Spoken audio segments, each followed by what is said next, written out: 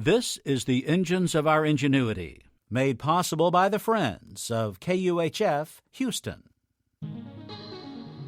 Today, let's talk about the shape of proteins. The University of Houston presents this program about the machines that make our civilization run and the people whose ingenuity created them.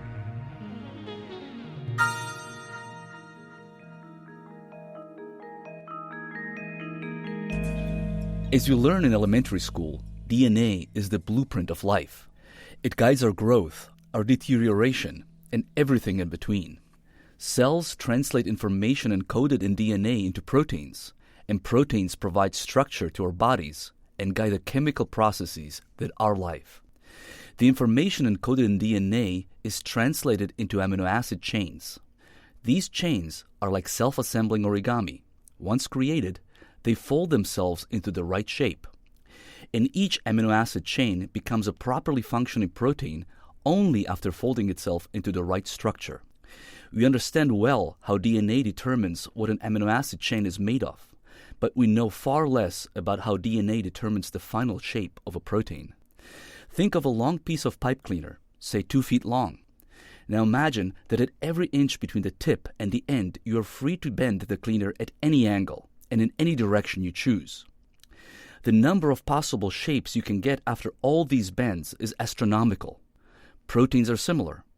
There is such a large number of possible ways to fold an amino acid chain that it is very difficult to predict the actual form that a protein assumes just from knowing what it is made of. Yet protein shape is extremely important.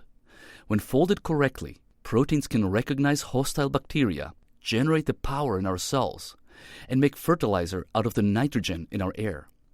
Misfolded proteins lead to diseases like Alzheimer's and cystic fibrosis. The number of possible shapes for even small amino acid chains is huge. We cannot explore all possibilities even with the most powerful computers. Yet, biophysicists and mathematicians have made great progress over the years by showing how the folding process can be broken into smaller steps that are easier for computers to tackle. But the problem remains far from solved, and scientists pit their programs against each other in various competitions. Surprisingly, the same machine learning team that has created a computer program that defeated the world champion in the game Go is also a recent protein folding competition winner. Machine learning works best when computers can be trained on many examples. Over the last 8 decades, scientists have been able to use a variety of methods to determine the structure of many proteins. This information is now used to train machines to make predictions that exceed the accuracy of anything we have seen before. Understanding how proteins fold gives us insights into how our bodies work and why they fail to do so. It may also allow us to design novel proteins that have never appeared in nature before. These new structures could break down pollutants, allow for green chemical and fuel production, or help us heal. Yet it is only with the help of machines that we will finally crack the fundamental question of how life takes shape. This is Krešo Josic at the University of Houston, where we are interested in the way inventive minds work.